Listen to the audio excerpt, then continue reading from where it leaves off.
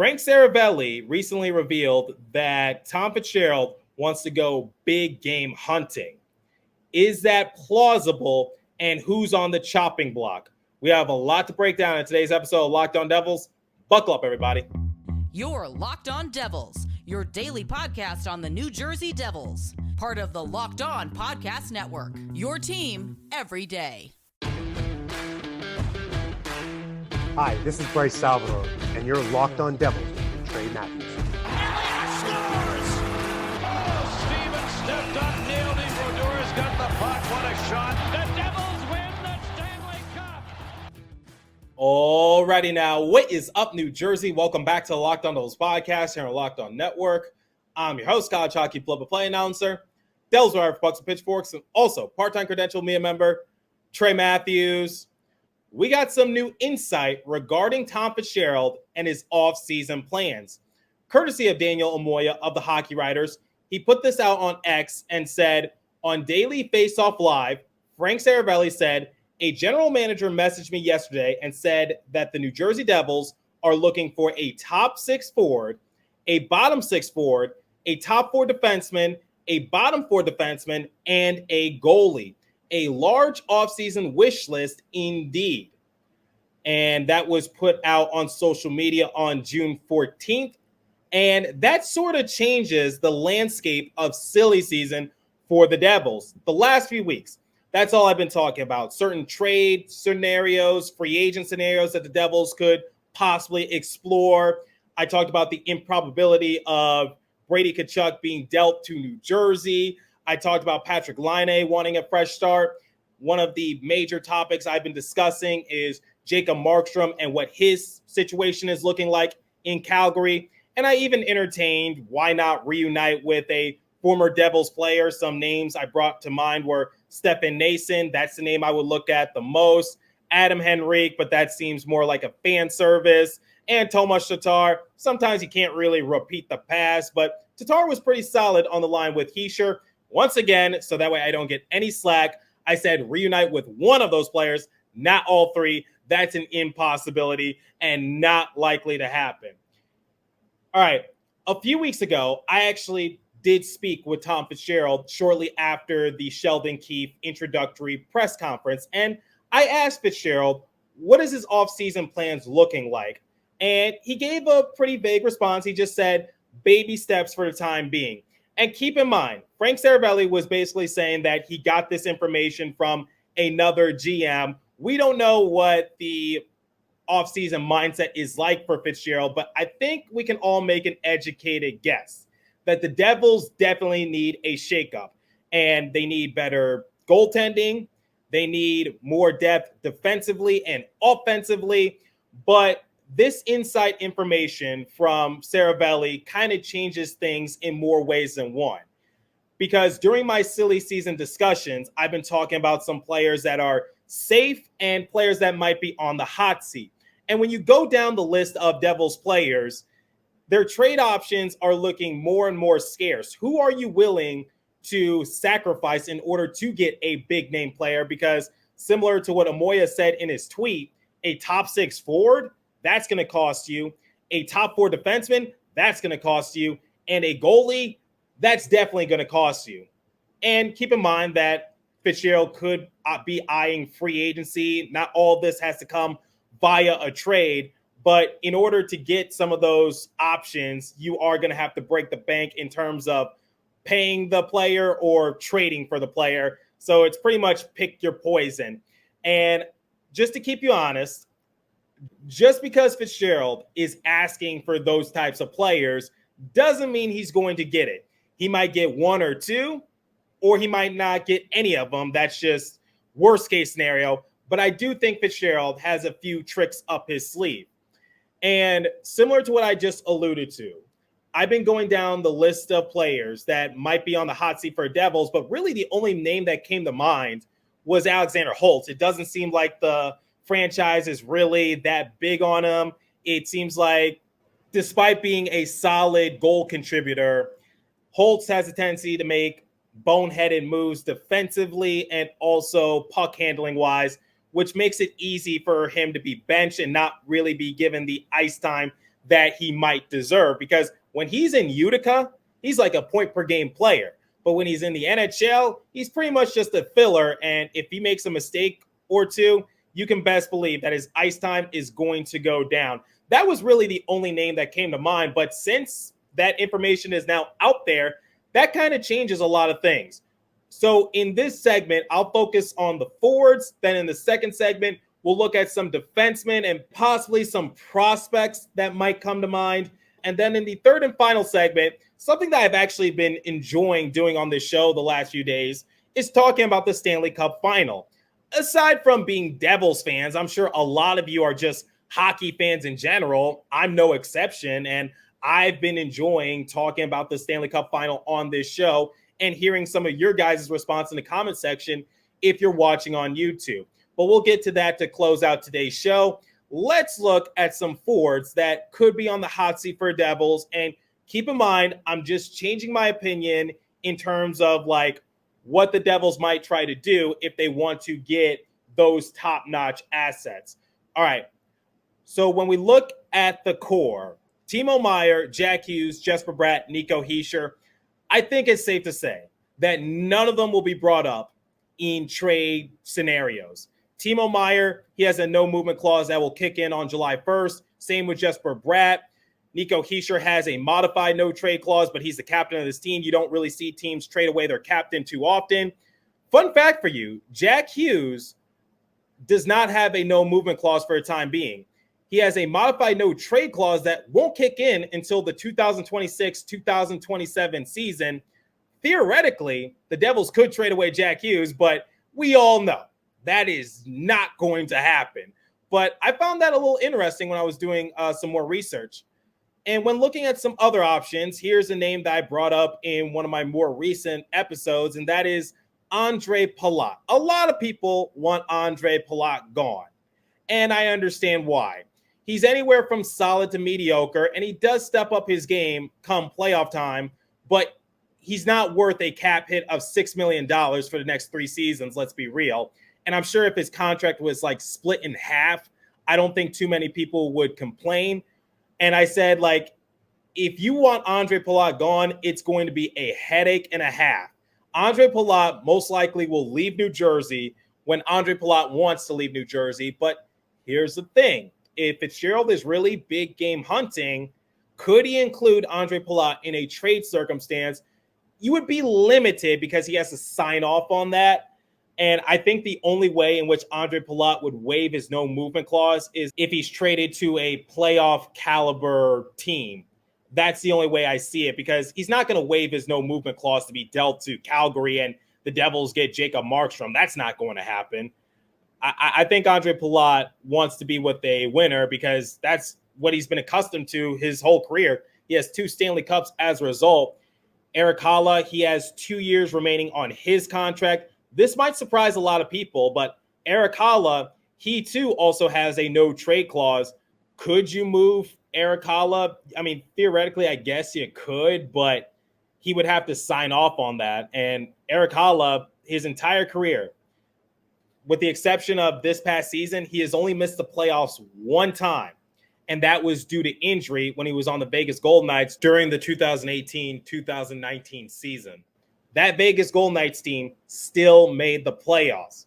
That might be a little difficult. Alexander Holtz, I already touched on him. I think he's on borrowed time. If the Devils are serious about getting a top-notch player, I think the inevitable is that Alexander Holtz will be included in trade packages, because that's really the only forward you can trade that can give you something in return, and you have all the power because he has 1 year remaining on his entry-level contract. Nolan Foote, he's a pending RFA. I don't think you'll get much for him. Dawson Mercer, I guess that's another name you could entertain. But it's like, would the Devils be serious about trading away Dawson Mercer? And who would you get for Dawson Mercer? That's my question. Would you be willing to trade away Dawson Mercer, and for what price? That's my big question for you. And last of all would be Nathan Bastian. Right now, Bastian has 1 year remaining on his contract, but in order to trade away Nathan Bastian and get someone serviceable, you're going to have to include Nathan Bastian in a trade package of some sorts, because Bastion one-on-one is not going to get you anything. And I talked about this last summer. Despite having a sizable role on the Devils roster and being somewhat useful in their historic season, Nathan Bastian didn't really stick out in any particular category. And that's quite compelling. He was a good partner alongside Michael McLeod, but we already know how that situation is panning out. So when it comes to forwards, I don't really know who you would include in a trade package. You could also include Curtis Lazar, but would you want to trade away Curtis Lazar? You talk about physicality being a weakness for the Devils. Would you be willing to do that? Curtis Lazar has 1 year remaining on his deal. He has a cap hit of $1 million. Again, like, there aren't that many options to choose from unless you can get Andre Palat to waive his no movement clause, or even Eric Haula if you really have a player that you can't refuse, or if you're serious about trading away Dawson Mercer. I don't really know who you include in trade packages. Even then, I don't want to trade away Dawson Mercer. I don't want to trade away Eric Haula. I think both of them are useful on the Devils roster. I think the two players that a majority of people could agree on and say we're okay with trading away this player is Andre Palat, Alexander Holtz, and maybe, just maybe, Nathan Bastian. I don't really know. I'm a little perplexed by this. I don't know what Fitzgerald would do in this case, but the defense could be a little interesting, and we'll talk about that momentarily. But before we continue, let me tell you about Policygenius. Policygenius helps you easily compare your options from America's top insurers in just a few clicks. Their award-winning agents can even walk you through the process step by step. Your work life insurance policy may not offer enough protection for your family's needs. Even worse, it may not come with you if you leave your job.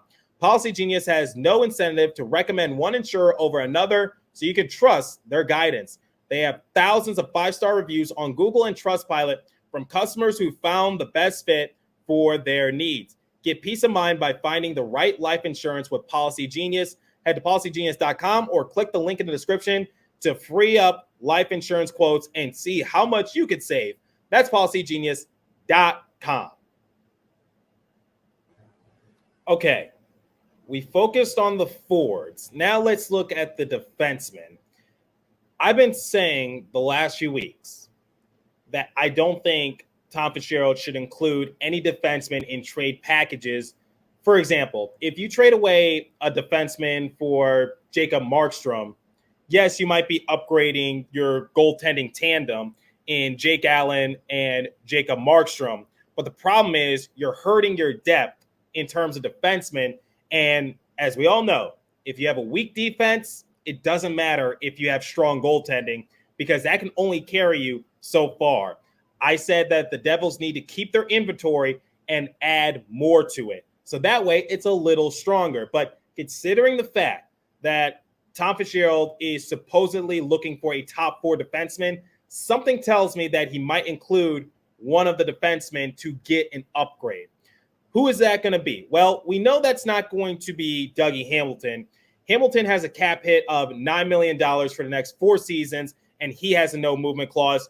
Dougie Hamilton, similar to a lot of other players on the Devils roster, will leave New Jersey when he wants to leave New Jersey. People have been saying, what about John Marino or Jonas Siegenthaler? But Marino and Siegenthaler both have modified no trade clauses that kick in on July 1st, meaning that they submitted a list of teams that they don't want to be traded to, and that sort of limits your options. Kevin Ball, he could be an option. He has 1 year remaining on his contract, and he has a cap hit of about $1 million. That could be an option. Curtis McDermott, he recently signed a new contract. I don't think he's getting moved. Luke Hughes and Shimon Nemetz, I don't think Tom Fitzgerald is going to trade away his young defensemen who have shown tremendous promise this season. That doesn't make sense. And then you got players like Brendan Smith and Nick DeSimone entering unrestricted free agency. All right, I'm a little confused. Supposedly, and I can't emphasize this enough, supposedly Tom Fitzgerald wants to get a top 6 forward, a bottom 6 forward, a top 4 defenseman, a bottom 4 defenseman, and a goalie. But the issue is you have 2 defensemen that have modified no trade clauses.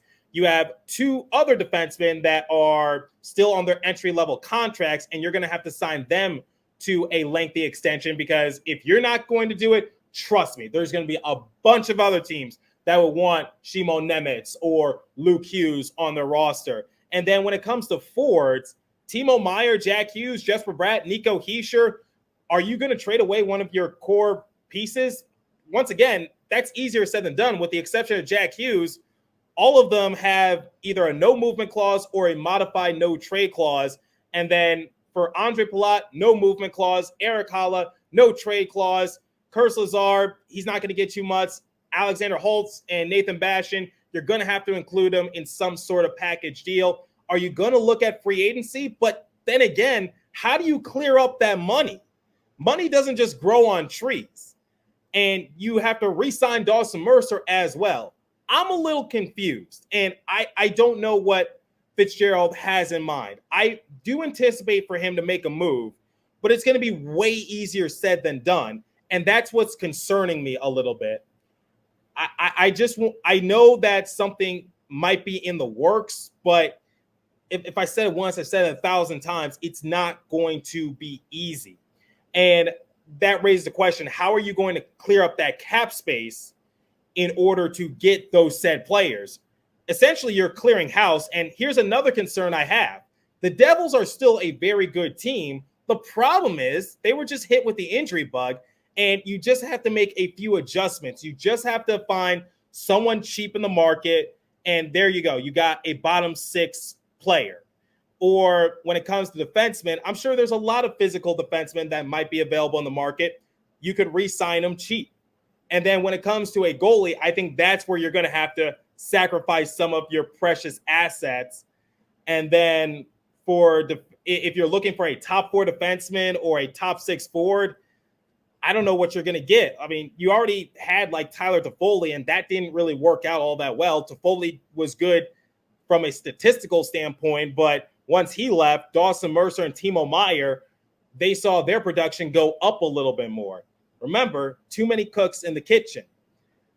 So that's my thing, which is like, when it comes to a defenseman, here's what you need to replace. You need to find a player that's similar to either Damon Severson, Colin Miller, or Ryan Graves. Players that won't make a huge impact when it comes to goals, assists, whatever the case might be, but they'll make the smart plays in order to shape-shift the defense. Remember, Damon Severson, usually a two-way defenseman, took a bit of a back seat in his final year with the Devils, was a bottom four defenseman, and he had a really good impact on the roster from an advanced analytical standpoint.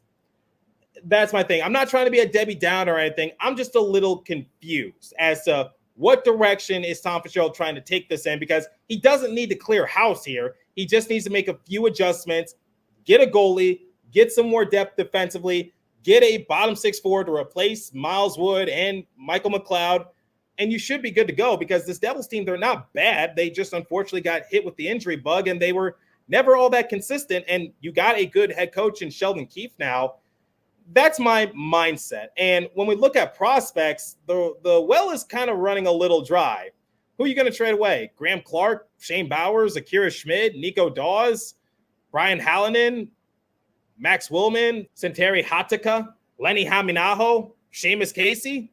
Now, a valuable asset that Tom Fitzgerald does have, and I said it in a prior episode that I think this certain asset is very underrated, it's that 10th overall pick. And I know the Stanley Cup final is still going on, but don't look now. The draft is only like a week and a half away. Can Fitzgerald stir up something that quick to try to package together a deal? I said it in prior episodes that a 1-for-1 type of deal for that 10th overall pick, it might not get you the asset you want. You got to include it in some sort of package deal. The Devils do own their first round draft pick next year as well. And they do have a few other draft picks outside of the 10th overall pick, but obviously the more touted one is going to be that first round draft pick at 10th overall. Let's just be realistic. That's something that can also come into play if Fitzgerald is serious about getting a top-notch player. But once again, the assets might be running a little low for Tom Fitzgerald and company based on all the prior moves that they've already done. Just some food for thought. All right, I've been talking about it on this show the last few days, but I've been rather entertained with the Stanley Cup final. And the Edmonton Oilers finally got into the win column. I believe that's their first Stanley Cup win since 2006 when they took on the Carolina Hurricanes. Man, that's a long time. I think I was in, kindergarten or first grade when 2006 was around, just if you're wondering how old I am. But before we continue, let me tell you about FanDuel because maybe you can make some extra money. Summertime means baseball, the NBA Finals and Stanley Cup Final, and much more. And you can bet it all on FanDuel. Right now, new customers get $200 in bonus bets with any winning $5 bet. That's $200 you can use to bet on everything from Finals MVP to who you think is going to hit one out of the park. Visit FanDuel.com/lockedon and add a big win to your summertime bucket list. FanDuel, America's #1 sportsbook. Visit FanDuel.com and remember to gamble responsibly. All right. Game 4 of the Stanley Cup Final saw an obliteration, but instead of the Florida Panthers clinching the cup in Edmonton and Sasha Barkov hoisting up the Stanley Cup and getting the handshake from Gary Bettman, the Oilers absolutely thrashed the Panthers by a score of 8-1. So they doubled their goal output compared to the first two games. In game 1, they got shut out. Game 2, they lost 4-3. And it was just an entertaining game. And I'm glad that Edmonton got to win a game in front of their home fans. That's why I was saying Panthers in 6, because I wasn't really feeling a sweep. And they're kind of following the same script as the NBA Finals because the Celtics went up 3-0 against Luka and the Mavs. And then they finally squeaked out a win in front of their home fans in Dallas. And now, at the time of recording, it is just a few minutes away from tip-off. We'll see how that goes. And maybe that could be a telltale sign as to how Game 5 is going to pan out in Florida. But digressing a little bit, Connor McDavid surpassed Wayne Gretzky for assists during a playoff run. And we're going to talk about this with Alexander Ovechkin when that time comes, maybe next season or the year after, when he surpasses Wayne Gretzky's record for most goals all time. Whenever you can surpass Wayne Gretzky in anything, that is amazing. And Adam Henrique, he joined in the fun. He got a goal in that game. And then Darnell Nurse, the cousin of Sarah Nurse and also the brother of Kia Nurse, because the WNBA is right now in full swing. He had a big impact that game as well. And a lot of people are wondering, can the Oilers overcome the 3-0 deficit? I'm going to say no. Yes, Sergei Bobrovsky, he was human in that game, and he actually did get subbed out. But I think the Panthers would much rather win in front of their home fans. And the same can be said for the Celtics. If I had the choice of winning a championship in front of my home fans, I would take that any day of the week. It's going to be very hard for the Oilers to win 3 straight against this Panthers unit. And I don't care about the statistics because I think people were saying like the last time that the Oilers lost, 3 in a row, they ended up going on a 16-game winning streak or something like that. They went on a winning streak of some sorts, but I don't think it's going to happen in the playoffs because you're playing the same team. You're not playing a different team. That's the thing. The Oilers and Connor McDavid, he deserves a Stanley Cup, but he's going to have to wait. I think the Panthers are going to close this out in Game 5 later tonight when this episode goes live.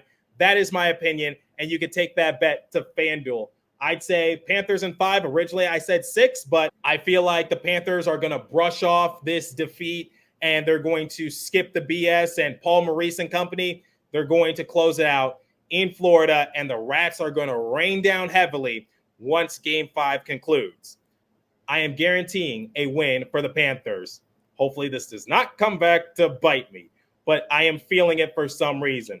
Let me know what you guys think. What do you think of Frank Seravelli's reporting on Tom Fitzgerald saying that he wants to go big game hunting for so-and-so type of players? And who are you willing to sacrifice in a trade? And let me know your thoughts on the Stanley Cup Final. Leave a comment down below if you're watching on YouTube. If you're listening on a podcast streaming service, hit me up on my personal X page app at TreyMatt4 or the show's X page app at Locked On Devils. As for today's episode, that's all the time I have for you. Continue to stay safe. Have a wonderful day in New Jersey. Go Devils. I'll catch you guys in the next episode. Thanks for listening once again.